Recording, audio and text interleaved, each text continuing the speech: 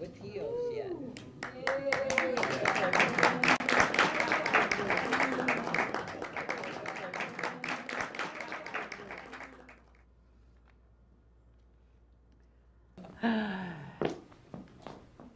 I just turned 68 years old. Great. Thank you, a milestone. I don't feel 68. You don't act. So, how old are you? I don't mean in chronological years. I mean, how old do you feel? 27. I feel like I'm 19. I would like to ask you to set aside the old cliched ideas about retirement and come on an exciting and meaningful journey with me. Together, let's turn the concept retirement upside down, stand it on its head, and create a new paradigm for growing older. It drives me crazy when people say they're going to retire, because it's not applicable or relevant in the 21st century. Maya Angelou, on the occasion of her 73rd birthday, she said, "I've learned that making a living is not the same thing as making a life." Now, we've all made a living, but have we all made a life? Work is important, but what's even more important is living creatively, because that brings context, creative context and meaning into our daily lives. So let's think of our life as a 3-act play. I'm from theater, so that works for me. So the first 2 acts, the formative years, our education, our family, marriage, work, well, those early and the middle years, they're the prelude to the best act of the play. That's Act 3. And Act 3 begins with a great big goodie basket. This basket includes everything we are as an individual. And you know what? We're a gold mine of thoughts, of ideas, passions, virtues, emotions, everything that we have ever experienced in life, our struggles, our successes, our joys, our fulfillments, everything we've ever done, everything we've ever been goes into this basket and sets us up for the perfect Act 3.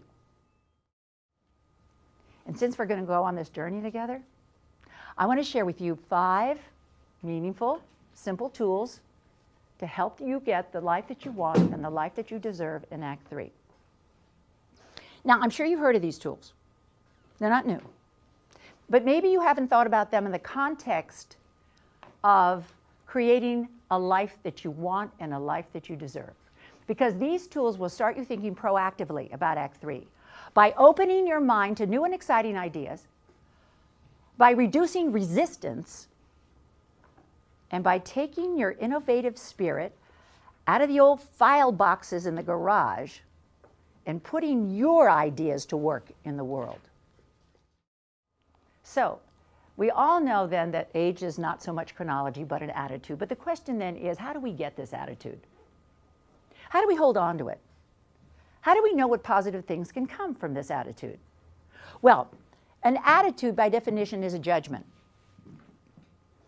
And this judgment influences our behavior.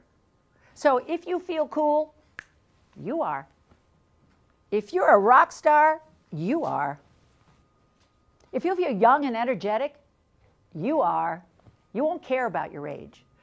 But if you feel old, well, you are. Are you a 60-year-old baby boomer who's moping around thinking self-defeating thoughts about what you're going to do for the rest of your life? Or are you a boomer who's jazzed about the idea that you can choose your own destiny, no matter your age? How many of you are jazzed about the idea that you can choose your destiny? Raise your hands. Yes. It's time now to start with our tools.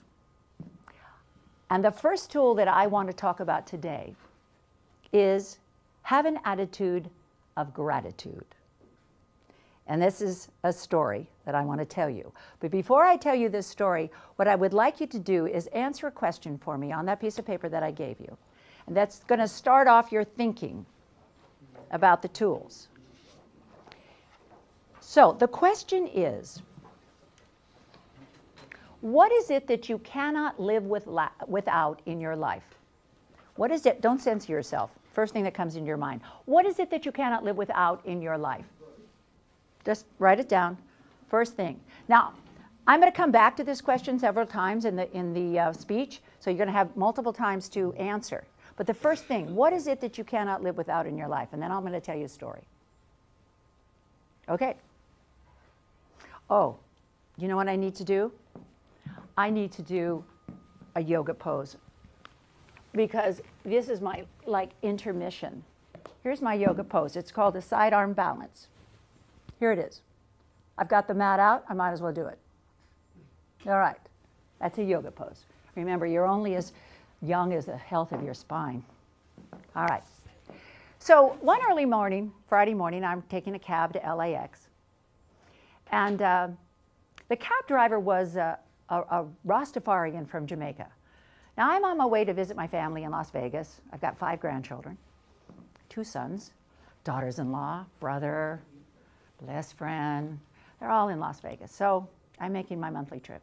I'm a grandma warrior. So I'm slumped in the back seat. It's pretty early, and once in a while I look up, and the Rastafarian is looking at me through the rear view mirror. And he keeps eyeing me. And I had to go back to sleep and slump. And then finally I look up and he says, "You know what's wrong with you, Mom? You don't have enough gratitude." Now it's 5:30 in the morning, and gratitude is not on my mind. But I answer him in my early morning, raspy voice. "Dude, I'm a yoga teacher. I give gratitude in every class, every day I teach, and I'm happy as hell." But you know something? The Rasta was right. The most important thing that we can do is give gratitude. We are on this planet, and our life is a gift. Our breath is a gift. Shouldn't we say thank you at least once a day for our breath, our life? The second tool to get you the life you want in your Act 3, the life you deserve, is to be vulnerable. I once heard Dr. Brené Brown give a speech on the topic of vulnerability in the TED Talks. Maybe some of you are familiar with TED Talks. From her point of view, she said, to be vulnerable is to have real strength, not just the muscle kind of strength. She related a personal story that when she got in touch with her emotional palette, she was able to realize a more creative and fulfilling life. So how does vulnerability help us to get to an awesome Act 3? Well, to be vulnerable means to be openly, emotionally honest. And sometimes that's pretty scary, because we're subject to ridicule or embarrassment or criticism. And so we put up some barriers, defensive barriers, because we're hurt. But it is exactly that moment, paradoxically, when we are emotionally honest, open, that vulnerability will lead to creativity, and our minds will soar, our imaginations will open, and we're open to all those exciting ideas that we never even thought about. Vulnerability is an asset, it's a power, it's a strength for us. When we're vulnerable, our whole spirit changes. We have this yin and yang thing going on, opposing forces of energy. We may feel raw, and then again, we may feel joyous. So we have to take that opposing forces of energy and balance them out in our lives. What is it that you cannot live without in your life? We're getting to the third tool. If you have a change on this with your writing it down, go ahead and change. It's perfectly fine. What is it that you cannot live without in your life? So I'm going to be vulnerable with you, and you know what I'm going to do? A back bend in high heels. Let's see if I can do this. All right. All right, that's being vulnerable, right? I didn't know if I could do it or not, but I'm taking a shot. I'm taking a chance. So the next awesome tool, meaningful and useful, to create an Act 3 is learn to adapt. Change. Adapt to change. We all know that the easier we adapt, the easier it is for us to live a happier life. I learned to embrace change at a very young age and not to fear the unknown. My mother used to say, "Never fear anything, Joni. It's a waste of time." Anyway, it's more fun to be surprised in life. My mother loved FDR. There's nothing to fear but fear itself. And she loved to make changes. We used to move every 2 years. My mom and dad would buy a duplex or a house, fix it up, move on. Well, she used to say, in the face of no, let's go. I cried every time we moved as a kid.